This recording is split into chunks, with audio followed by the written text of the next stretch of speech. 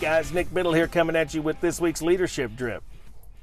This week I'm coming to you from Smoky Point, Washington. Now Smoky Point, Washington's a little town just north of Seattle, maybe 50 miles. With traffic, it'll take you about 4.5 hours to get here from Seattle, because I think that's what I just drove it in.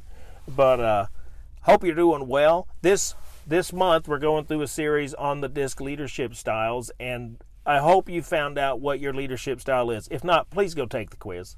The link is in the last two series that we've done, or the last two videos that I've sent out. It's also in your email. But go take the quiz. Now this week we're just going to go through the dominance leadership style. Now what probably happened if you did take the quiz is a lot of you found out that you have a lot of D in you. Not everybody, but there's a lot of people in this construction industry that's got a lot of D in them.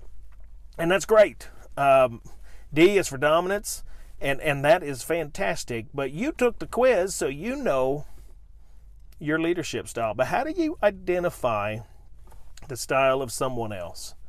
And I'm going to give you a few tips and tricks on how to do that. Now, the first thing, and maybe the most obvious, is sometimes the high Ds are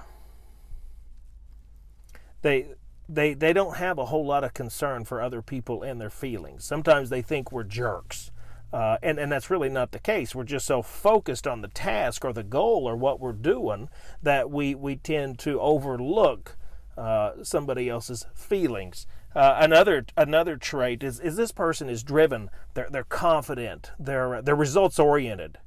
This person's very competitive. I mean, if you want to find out if somebody's a high D, just go up to them and it doesn't matter what they're doing.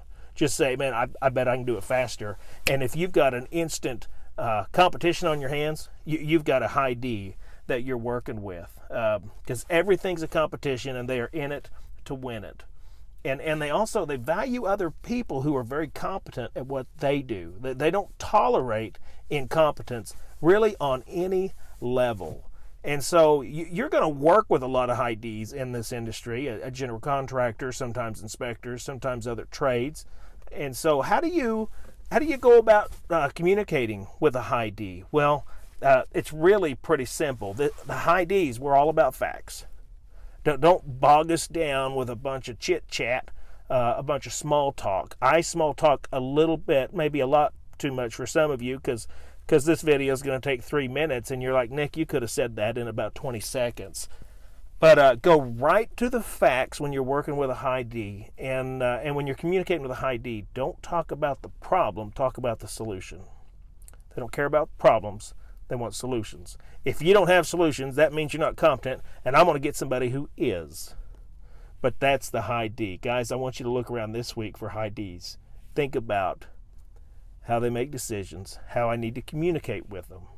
Next week, we're going to go through the I's, the influence. I've got some of that in me as well. Some of you do too. But next week's influence. So guys, I hope you're doing well. Stay safe out there. Until next time, take care.